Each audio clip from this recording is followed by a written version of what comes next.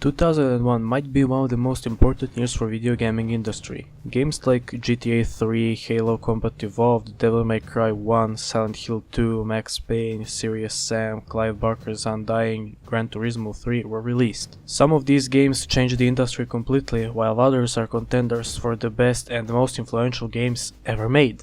Developed by Grey Matter Interactive and Nerve Software with oversight of the creators of Doom and Wolf 3D, id Software, and published by Activision, Return to Castle Wolfenstein was released in November of 2001. This is also considered a reboot of the series because Wolf 3D came out in 1992, and in the meantime we got 3 Quake games, 2 Doom games, but the game that started it all never resurfaced again. Until 2001. There's this really interesting video where the developers are talking about the game before launch, like an interview. I'm going to put link in the description and the comments so you can see it, and I recommend you watch it because it's really interesting.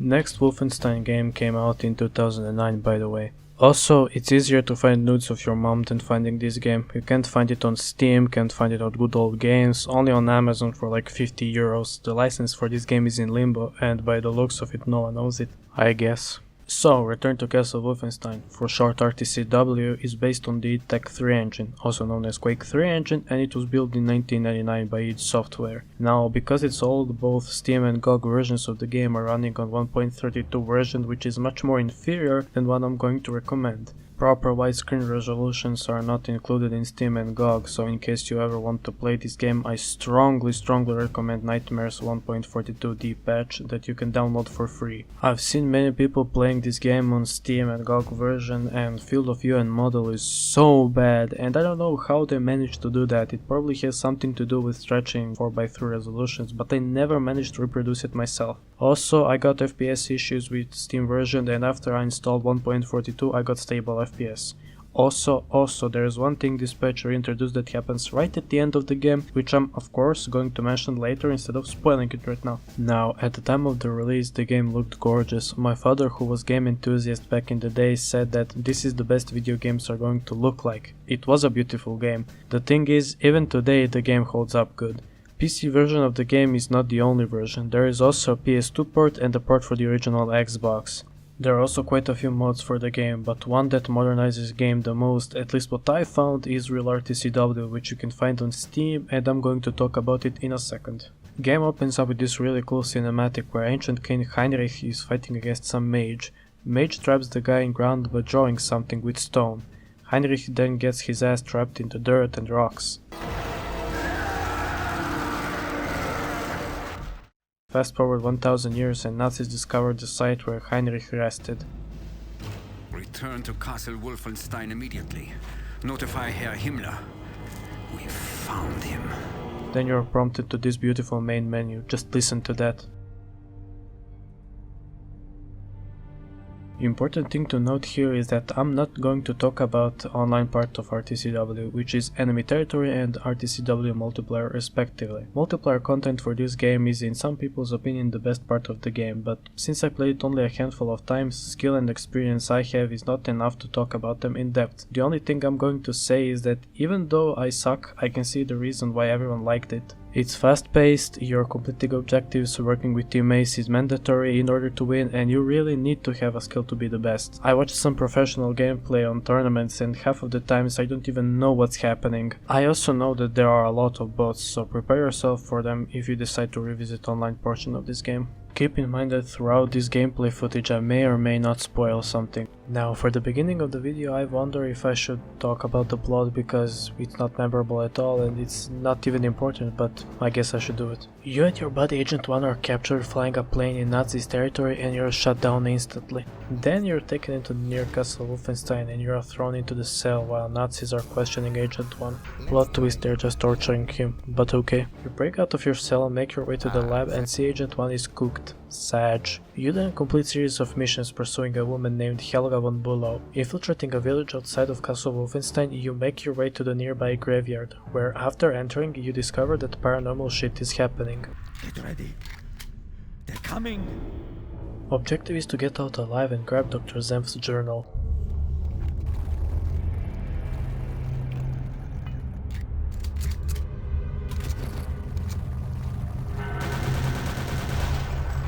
After getting out of crypts, you get to the church where you again meet Helga, and you can see that she's a mean bitch for forcing poor Zenf to work against his will.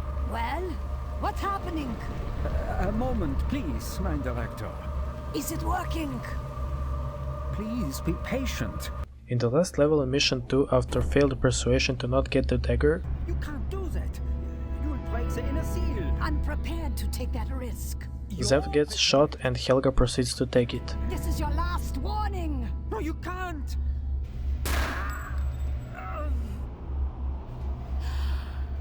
At last. Of course, Olari gets a feast he waited for a long time.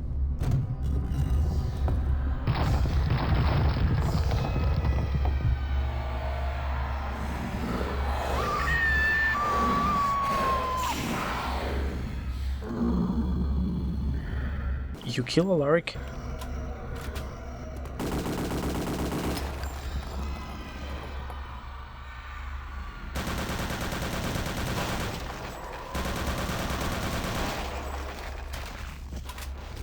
You get the dagger? And you leave the site. All things considered, the passenger is doing fine. Repeat, passenger is doing fine. Mother hen out.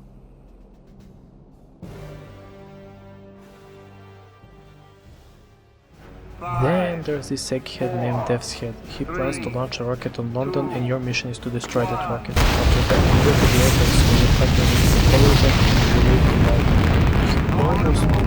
After that, you go to the airbase where you fight your way to the cover jet and you leave to Malta. You almost beat Death's Head. After that, you go to the airbase where you fight your way to the cover jet and you leave to Malta. You almost meet Death's Head in the next chapter, but your objective is to get blueprints for Venom. In the last mission you interrogate a soldier, I guess, and he admits that Death's Head is going to Norway.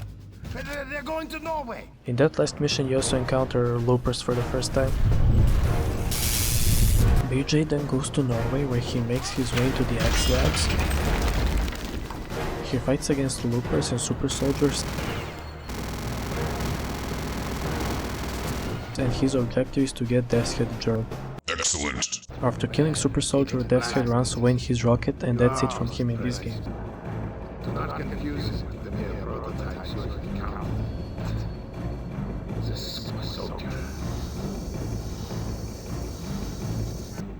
Thus we see the superiority.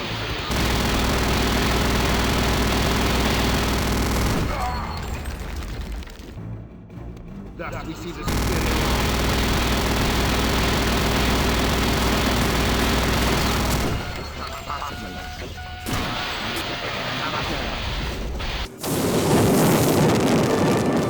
BJ is then sent by OSA to Brandberg Dam, and his only objective is to not let resurrection ceremony to occur. He needs to assassinate few officers in Paderborn village, and he has to kill General von Strasse in Chateau. After that, he learns about Mariana Blavatsky, the girl that can revive super soldiers with some spells, and BJ needs to kill those two super soldiers to get to the dig site. Side note, this level probably has the best atmosphere in the whole game.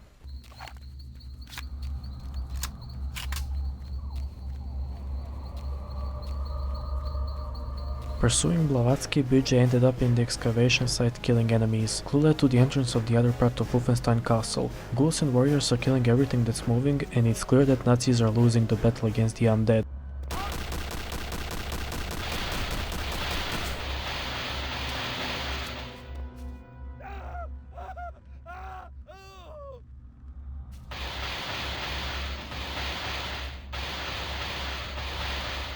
The only thing that matters here is to get out alive. BJ gets to the initiation site, but little too late. Mariana succeeded in resurrecting Heinrich I, and in return he transformed her into his slave. Master.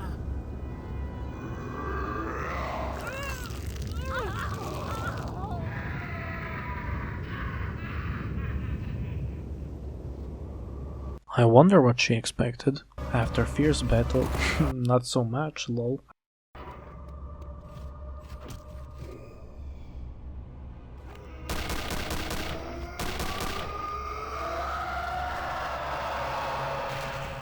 Heinrich dies in a horrible accident. His minions die alongside him except Mariana.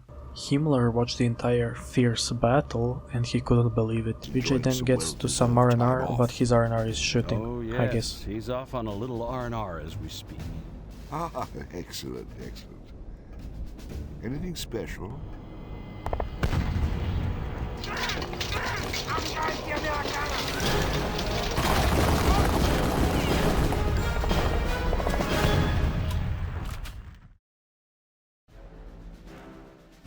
Absolute strongest point of the game is gameplay in general. Just like its predecessor, this is an FPS where you're playing as a silent protagonist called the Blowjob. What? I mean, William B.J. Blazkowicz. Setting of RTCW is World War II, obviously. You have guns, you have Lost. Do I need to explain more?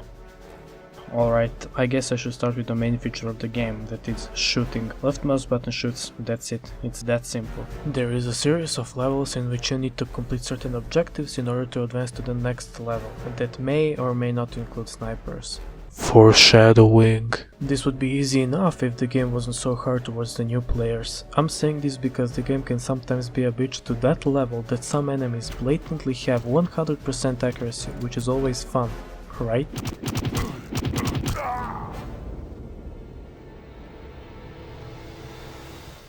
F5 is your biggest friend here because you will die. Not just once or twice, no, you will die many times. The game can be somewhat like Max Payne at times, where it's so difficult that you will need to save before every corner because the game is really punishing. You need to plan your every move, and on the hardest difficulty it becomes especially hard. There are three main categories: easy, medium and hard, which I believe you should play on I Am Death Incarnate. The differences between difficulties are ammo drops and health pickups, but also enemy accuracy, in which some enemies are so accurate it's insane, but others cannot hit you even if their life depended on it.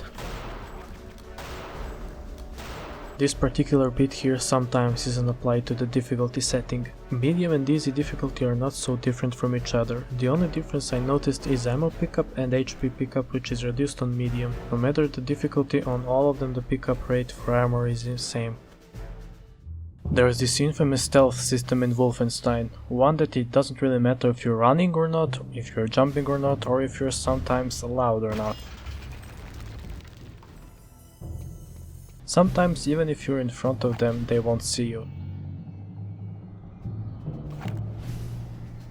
And sometimes even if you're kilometers in distance from them, they will somehow see you and trigger the alarm.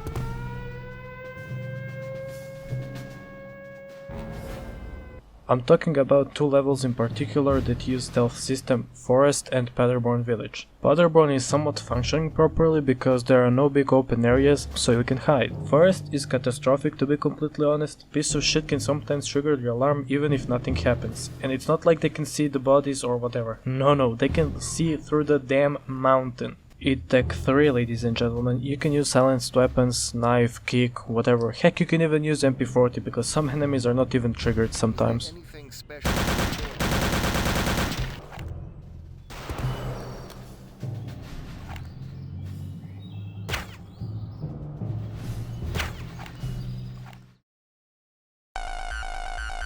Jokes aside, the game is fairly simplistic. Weapon selection is really good because you can choose from 18 different weapons, including 3 different types of grenades and an MG42 that is mounted to specific places on maps. The weapon roster has everything, from SMGs to fucking Panzerfaust. One of these 18 weapons I mentioned is Kick, that actually does 15 points of damage to an enemy. The first weapon you get when you spawn is a knife that you get in the cell. It's one shot from behind the enemies when it works. For some reason they can scratch their butt and you wouldn't be able to kill them because jank. There are pistols such as Luger and Call M1911, which shares the same ammo as Thompson. Both of these pistols have an alternate action in which Luger gets a silencer and you can also dual wield Colt. Now this is all fine and dandy, but both of these weapons suck so bad that it's funny how developers thought players would use them. This is because they are highly inaccurate and chances are you will never use them. I guess dual Colts are fine if you want to get cool bonus points, but I personally didn't use them throughout the campaign, cause I'm not cool. For SMGs there's an MP40 that has really good sound effect when shooting.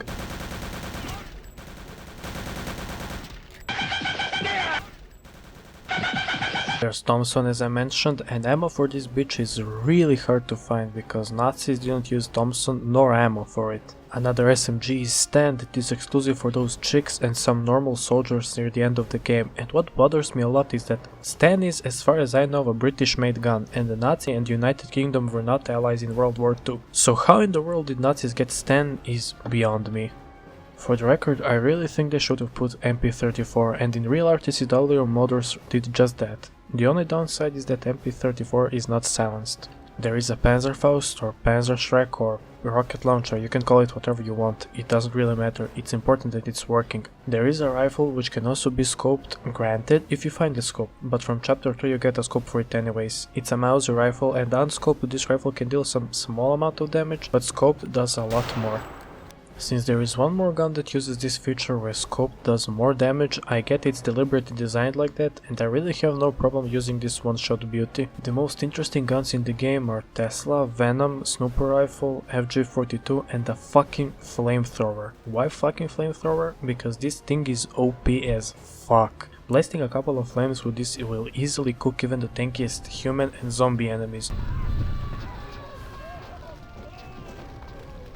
You don't need that much fuel to set someone on fire and watch them scream until their eyes pop out of their head. I'm one of those people that think even after 20 years of the game's initial release, the flamethrower this game has is probably the best we will ever see.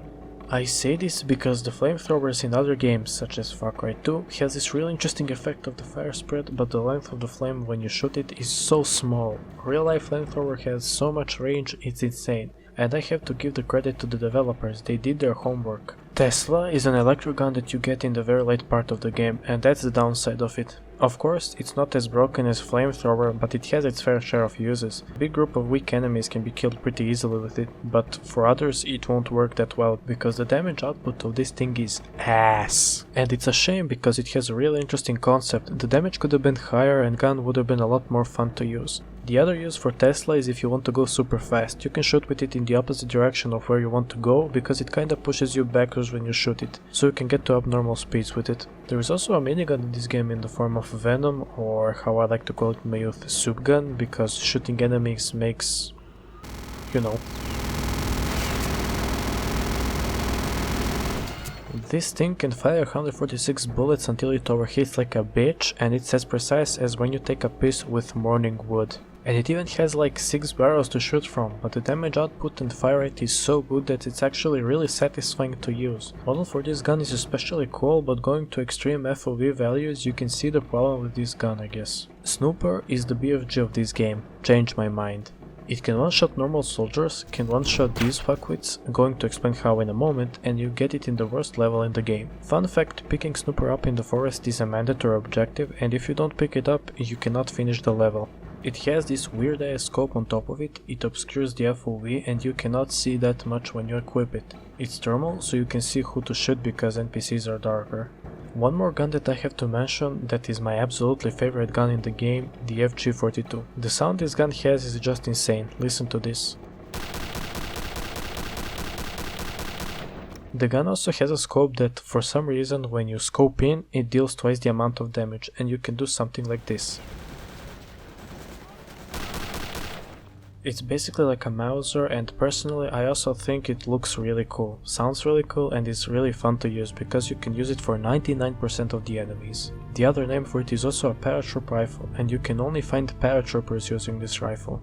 All of this doesn't matter anyways because shooting is so wrong. The recoil of the gun makes a big spread when you're shooting, it's insane. I'm going to sound like a cunt by saying this, but I watched many people play this game and 90% said that shooting is bad and they cannot play the game because of it.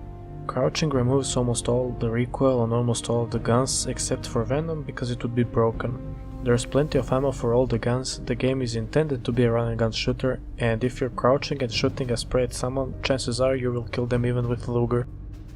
There are 3 types of grenades, one is steel hand granate and the other is MK2.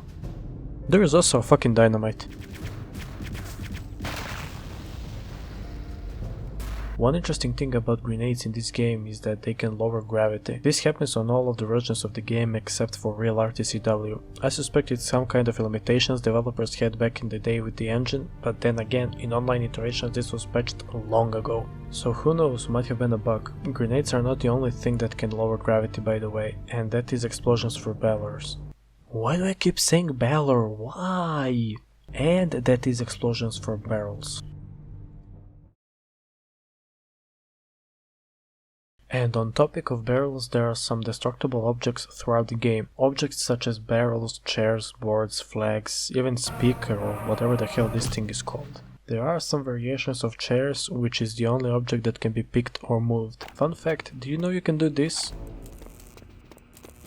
One thing that I like about this game the most is the level design. The variations in levels is really high. In one moment you're trying to run away from Castle Wolfenstein fighting Nazis, and in the other you're fighting zombies. From crypts to rocket facility to rescue mission to snowy land of Norway to some crazy scientist that built Frankenstein with a minigun. You really have a genuine feeling that you are never in the same environment, which is a big plus. I would say my favorite map in the game is Chateau Schuftstaffel, I guess. I really like the design and the aesthetics they went in for this level. Some triggers for secret areas are really smart and general look of the level is beautiful. Now I mentioned secret areas, and in 90% of the levels there are secret areas that you can find. The game is filled with these areas. You can find a lot of things ranging from ammo, spare rockets to gold bars and a fucking Indiana Jones style crystal skull with it being absolutely useless. Why useless? Because you are not getting any bonus with them. Find gold bars? Nope. Absolutely useless. Golden Goblet? Useless. On PS2 version, however, if you come across these secret treasures in the menu screen when you finish the mission, you will be prompted with this extra menu where you can choose what you would like to improve. Things like maximum armor, maximum HP, starting ammo, maximum ammo and other things.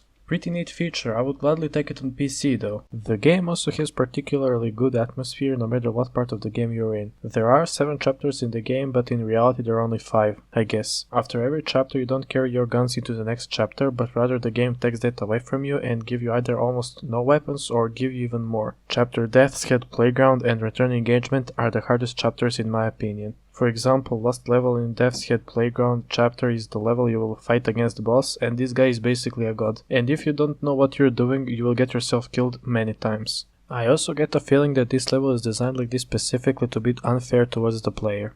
Chapter 5 at times is just blatantly unfair towards the player, with levels such as Unhallowed Grounds or Dark for short, where you will have to fight against 2 Frankensteins with miniguns, Panzerfaust and a Tesla. I really need to get to enemies, right? Enemy rat is big, like really big. There are standard MP40 soldiers, generals, mechanics, scientists, Dr. Z, I guess? Panzerfaust guys, Venom Gunner, Flamethrowers, zombies, undead warriors, even Table Guy.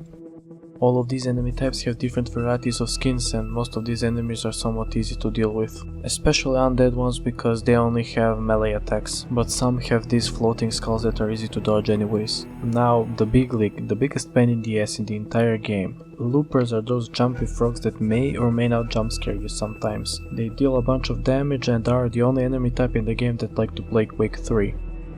Literally. Denied.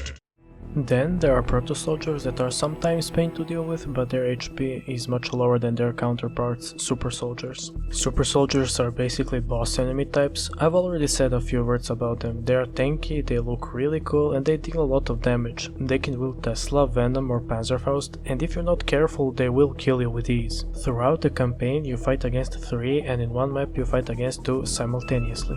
Then there are leather suit ladies that I'm going to refer to as no balance in game whatsoever, and that's because these ladies are wielding Sten that deals a lot of damage, they're accurate as fuck, and they have this special ability to roll around. Now, they're cool looking and everything, but at times they're so hard to kill. Not to mention that single elite bodyguard can kill with ease because being right next to them is basically death sentence unless you're 100 HP.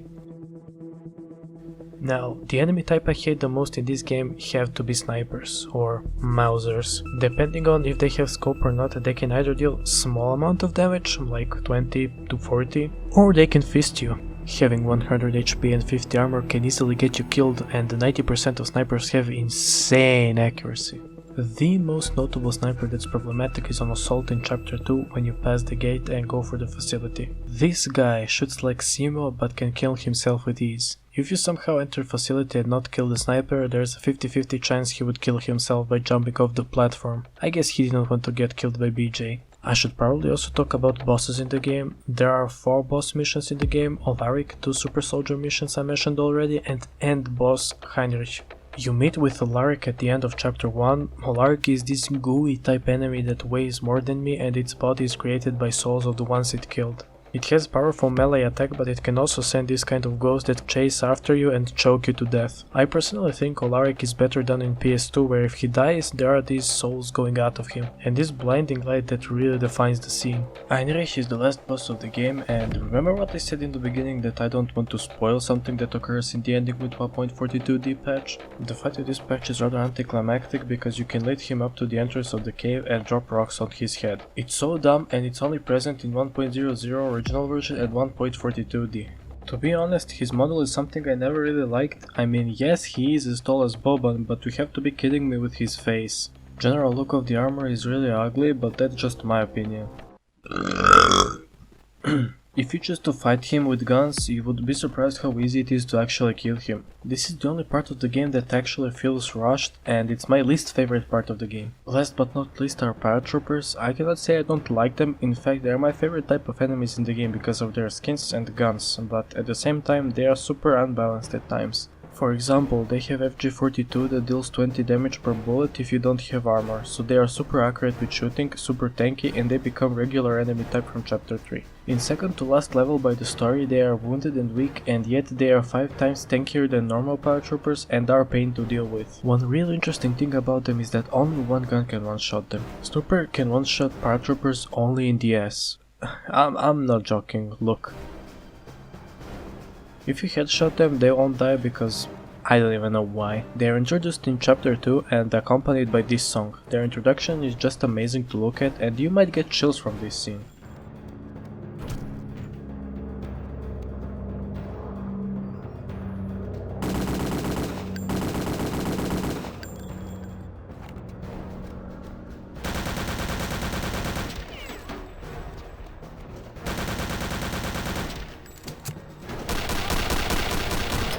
Speaking of soundtrack, Bill Brown was the composer for this game, and I gotta say, soundtrack this game has is actually pretty good. It's not Human Revolution type good, but it's good.